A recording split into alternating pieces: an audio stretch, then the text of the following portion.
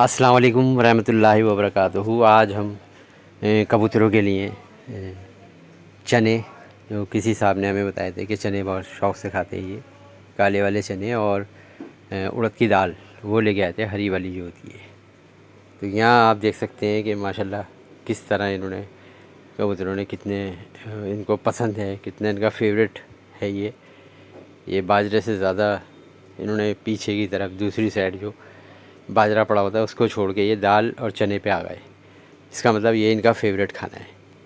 तो ये एक खिदमत खल्क़ है और अलग अलग तरह के, कभी इंसानों के खानों के, कभी परिंदों के, ये अल्लाह ताला हमसे खिदमत ले रहा है। और अल्लाह ताला इस मेहनत को, इस जज्बे को कबूल कर ले और अल्लाह राज़ी हो जाए। ये अल्लाह ताला की रज़ा के लिए काम चल रहा है।